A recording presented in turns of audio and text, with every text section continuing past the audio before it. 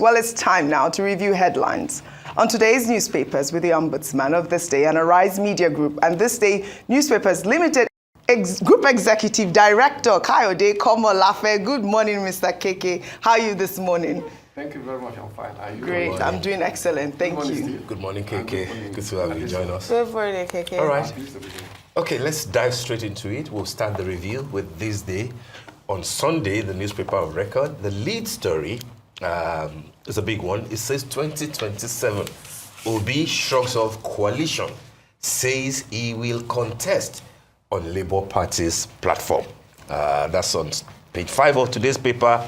And the writers blames APC-led government for crisis in PDP and Labour Party, and then narrates how Yaradua, Morisi, will force ABGA to resolve internal crisis. Obi speaking, and I think that the bomb that he has dropped now, some people who are aspiring to, to lead a coalition will be jolted. So that's from Mr. Peter Obi saying he will run on Labour Party's platform. On top of that, just beside the first cover picture, Adeni, Tinubu's reforms push customs revenue to 1.3 trillion naira in Q1 of 2025. Maybe Sunday Diary forgot to mention that, but then that's part of the achievement. Yeah, but then I think that it has been flying all about on social media since yesterday.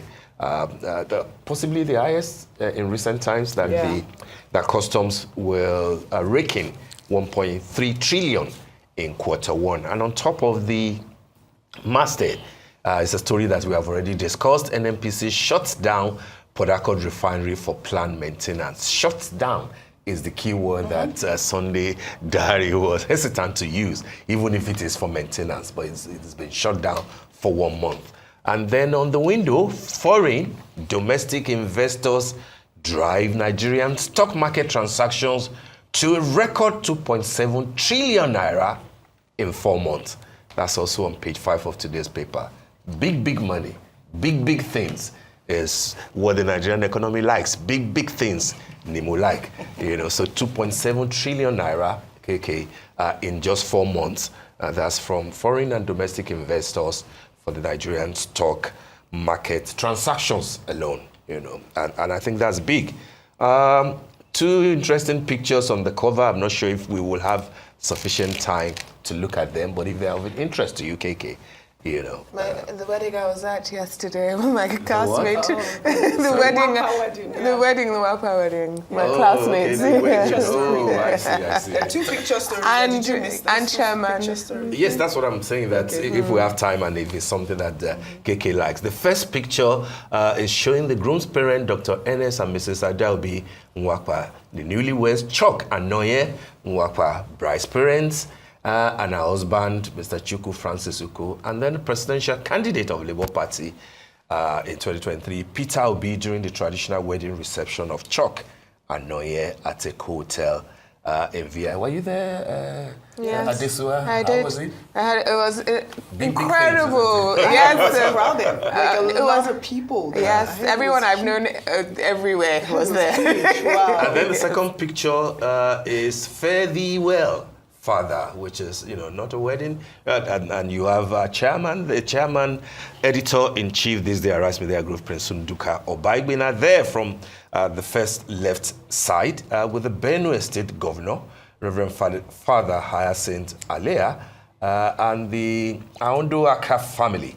The funeral service of the chairman, Pilasin Pharmaceuticals, Mr. Timothy Taren Ando Aka, in Benue State yesterday. Those are 2 important photos, and we thought that we should highlight them. KK, the stories are for you. Okay, thank you, Steve. Quickly, I think we should speak to the photographs on the front page of This Day, because a photograph, they say at times, tells the story even more than many words. Again, the stories, reflect the reality of life. The first one is about a wedding, the beginning of a new family, of Shrugs and Nwakpa. Congratulations, to the couple, to the new couple, wishing them a happy matrimony. And also condolences to the family of Mr. Ayoden and Doaka, of Benue State. And may the soul of the departed, rest in peace. Amen. Just there. Now, perhaps as OG would like it, so we start with the political story, which is incidentally the lead story of this day on Sunday. And interestingly, we should also take it that, if you look at virtually the front pages today, you have, political story,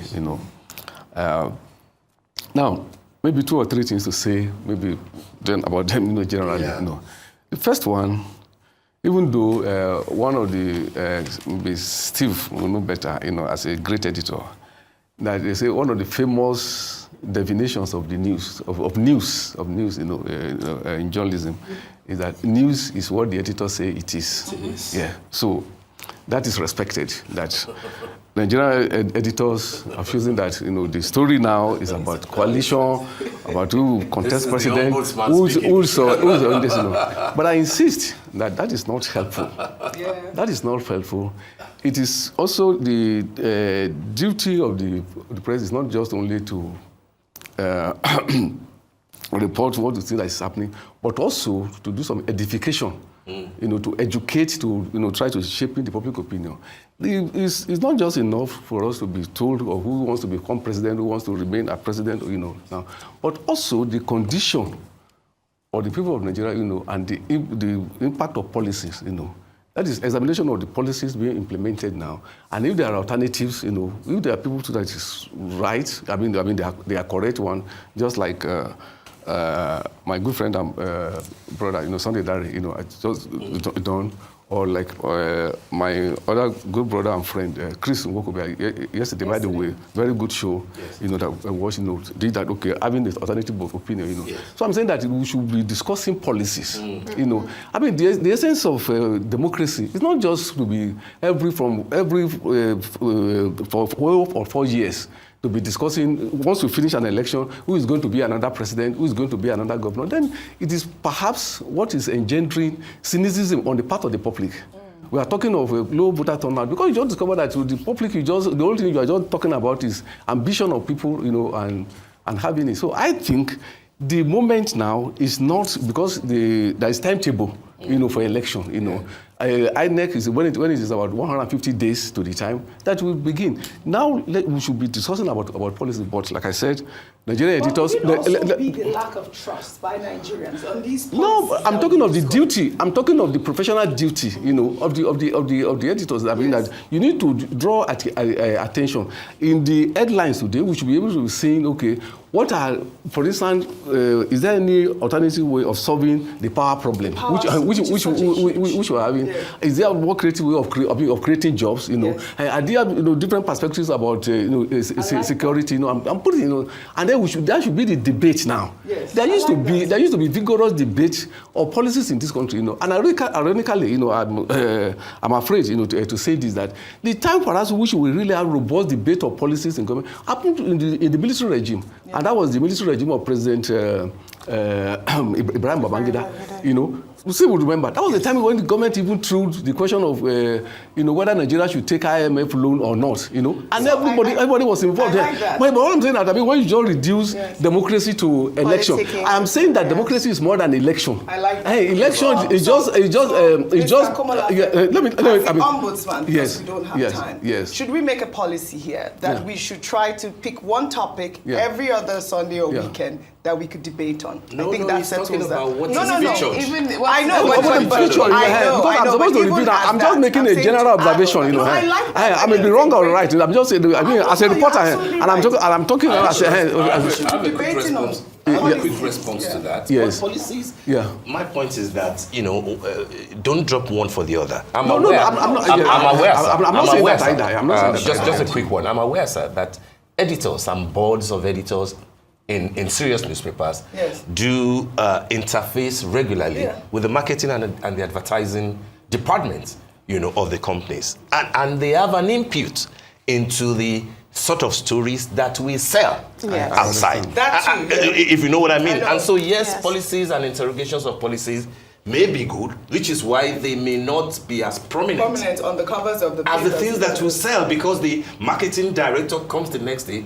and said, editor, when you led with this type of stories last week, last Sunday, last Saturday, this is what we recorded. Yes. When you led with this is, if you do that 3 times, the publisher will call you and say, Mr. Editor. I think just I like that. And that is why I said that one definition of news is that it is what the editor say it is. Yes. So it's the prerogative. No, I consider and I respect. It's the prerogative of the editor to determine what story to put. No, we're not going to this day right now. We're doing this topic that you want to discuss. Okay, yes. On the political story on the front on the front page. Quickly, Yes. before we Yes. move to this There is a bit of irony in the story. Now, if you read the story, Mr. Obi,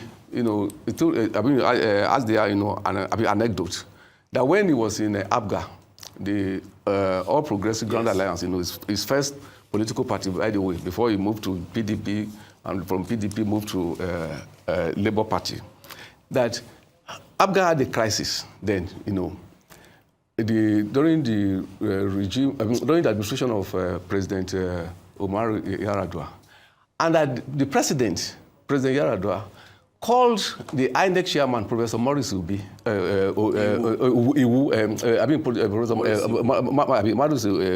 thank you, Steve, and the President told the INEC chairman that, no, I don't want any crisis in any party. And as a result, the problem was resolved. Now, I pose the question to you, pundits, Steve, Oji, and Adiswa.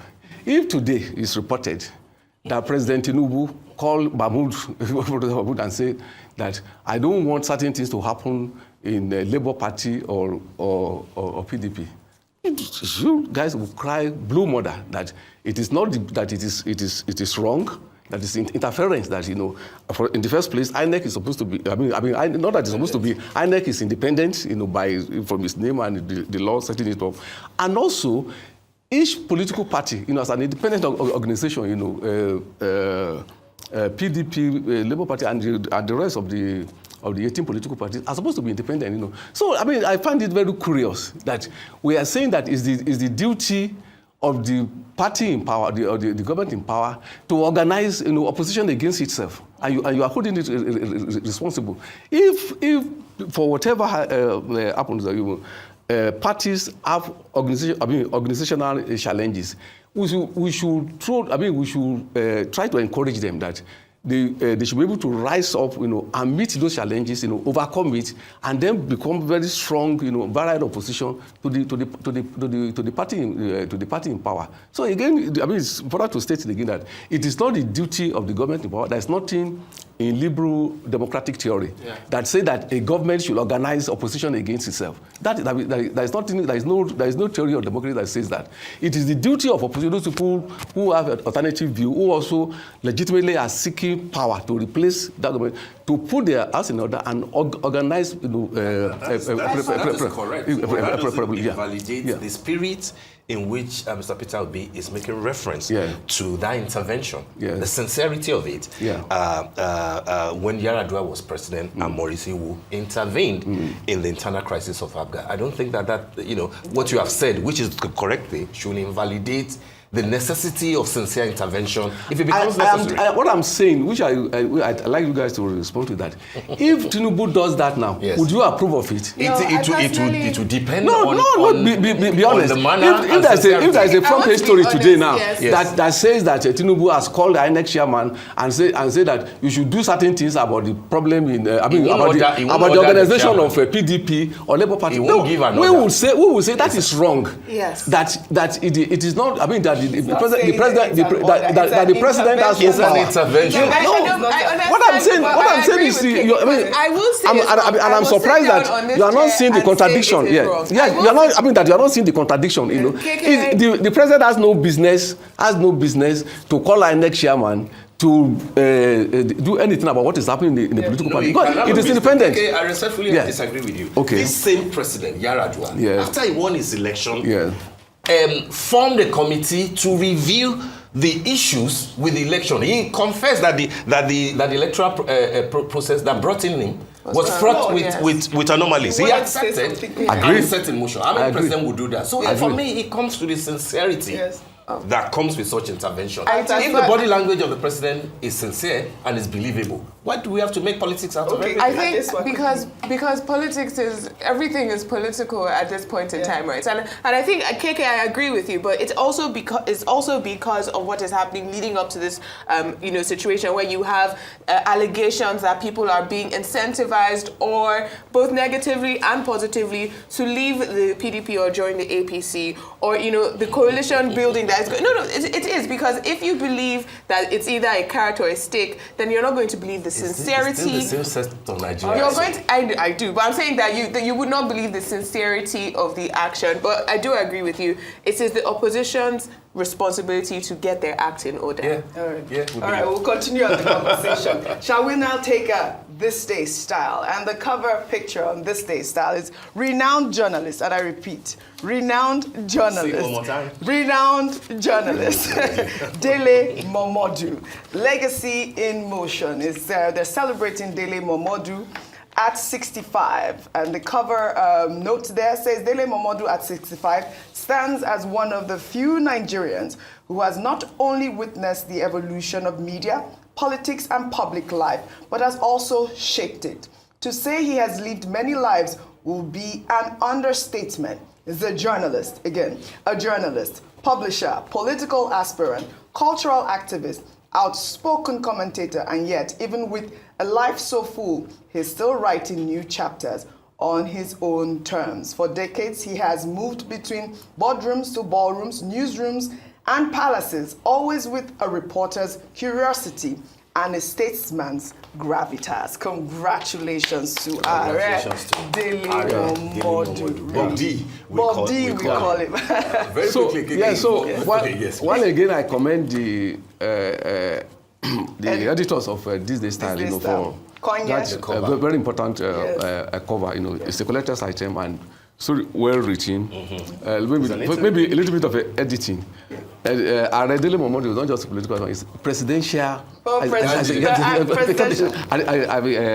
Aspirant. Yes. Yeah, and again, that is commendable that you have him on the cover of Style, because it's often said that journalists they don't celebrate their own so it's gratifying that This Day Style has